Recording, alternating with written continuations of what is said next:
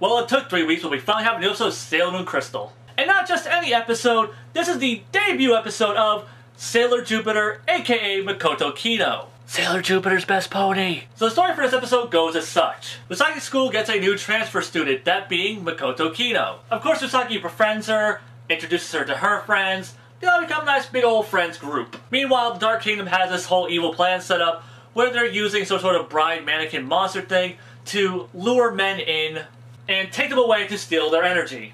Makoto ends up getting attacked by the Dark Kingdom, and the Sailor Guardians show up to save her. Shortly afterwards, they discover that she's Sailor Jupiter. They give her her magical transformation pen. She transforms, wipes out the monster, and then Sailor Moon is given the Crescent Moon wand and labeled the proper leader of the team. Like every episode of this anime, there are several differences between this and the manga. First off, there's an entire opening scene for the manga that has been scrapped. It's basically just Usagi getting images from like the Moon Kingdom from her past life, blah blah blah, things you've already seen in Sailor Moon Crystal. For the anime, it's basically redundant information since they've been sprinkling this throughout the entire series. But in the manga, this is the first time it's been shown. There's also a little bit of dialogue of Luna giving Usagi some warning about Tuxedo Mask, which is a little bit of foreshadowing for when Tuxedo Mask shows up later in the episode. The next major change is where Queen Beryl is talking to Nephrite. That entire scene is exclusive only to the anime, doesn't happen in the manga. The next noticeable change isn't really an addition or a subtraction, but really just a switching of things. In both the manga and in Crystal, Naru has like a picture of her in a wedding dress. She was doing a fitting for her cousin's wedding. In the Crystal version, Naru said that she had to put on the dress because her cousin and her fiancé were too busy to attend the fitting. But in the manga, she states that the groom had gone missing and that the cousin was in a bedridden state, which is the first bit of lead-in for the whole villain plot of this episode. Past that, we get some padding with Makoto. One scene where she's in class and people are avoiding her, she can overhear people talk about how strong and scary she is. And another that's an extended sequence with her meeting Usagi formally for the first time. Next up is a tiny scene that was cut from the manga, that being the introduction of Rei's grandfather.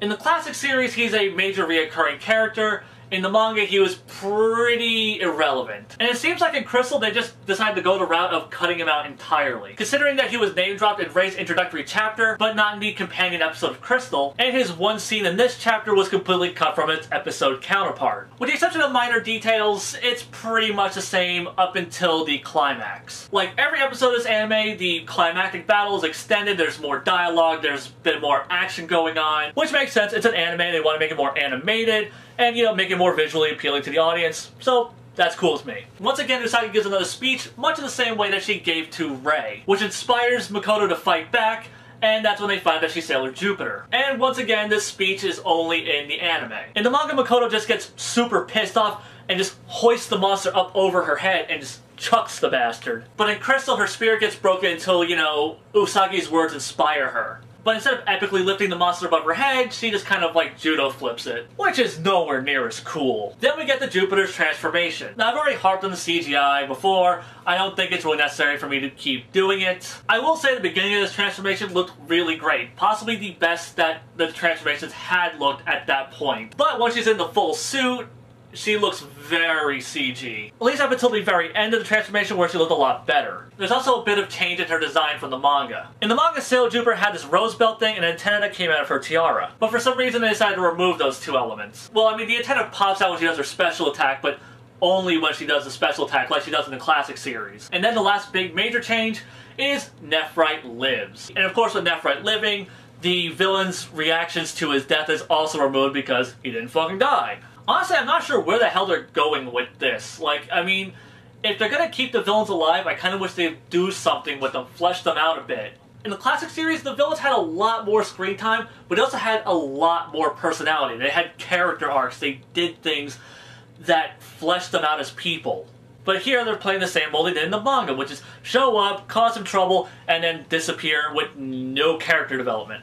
So that wraps up the direct comparison between the manga and Crystal. How about the classic series counterpart? First off, with each episode of the classic series, it has been deviating further and further from the manga source. And it's with this episode that has pretty much gone completely off the rails. Besides the whole introductory setup with Sailor Jupiter, almost every element has been changed. First thing being, Nephrite is already dead. He was killed off by Zoisite one episode prior in his own story arc. The next major change being the villain's plan. As far as the Ghost Bride thing that was set up in the manga, that has been completely scrapped. Instead, the series kicks off its own series original sub-arc, that being the Rainbow Crystal arc, where there are 7 rainbow crystals that are inside of people that have powerful monsters sealed inside of them. Once the rainbow crystals removed, the human takes their true form into their crazy monster version. Also, Jupiter is depicted as a little more badass in this, where in the manga Crystal she saves Usagi from a speeding car. Here she beats the shit out of 2 thugs who are trying to attack Usagi. Also, this series establishes a running joke of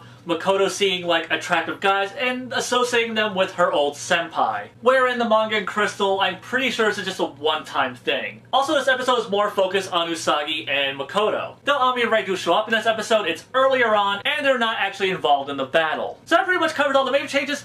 How do these stack up? Though the pacing has improved greatly in the manga, it still has some problems. Scenes have no lead-ins to them, it's hard to tell where characters are spatially, and the whole thing has a very rushed pacing. As for the episode of Crystal, none of the things they cut out hurt the episode at all whatsoever. As usual, the extra scenes and the padding help slow down the pacing and give the whole story a bit more breathing room. There's only one thing I can really complain about in this episode and this series overall, and that's the portrayal of Usagi. For the most part, she's just fine, but they keep building her up as more special than I think she should be treated. She has that big inspirational speech to Rei, and then she gets another big inspirational speech to Makoto, and even Ami knows with amazement just how easily Usagi can make friends with anybody, as if she's this infinite generator of positivity and friendship. And honestly, it kind of makes her feel like an unrealistic character.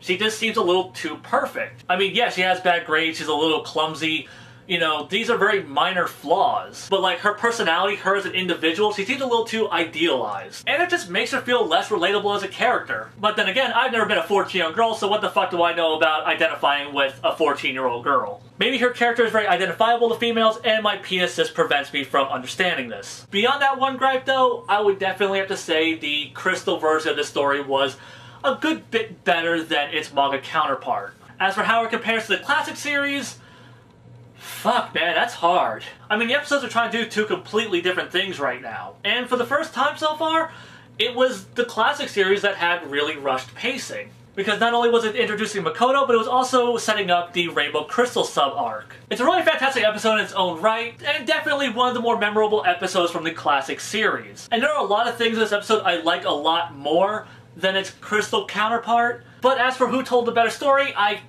kinda have to give this one to Crystal. It was just a tighter, self-contained story that had plenty of breathing room to tell the story it wanted to. Though I definitely like the classic episode more in terms of aesthetic and, you know, all the ideas that they're putting forward. It does have a good bit of pacing issues. It's very, very rushed. Sailor Moon Crystal, I think, had the better episode this time, if only by a smidge. Alright, that wraps up this episode. I'm Hail Zeon. Moon Pride, motherfuckers.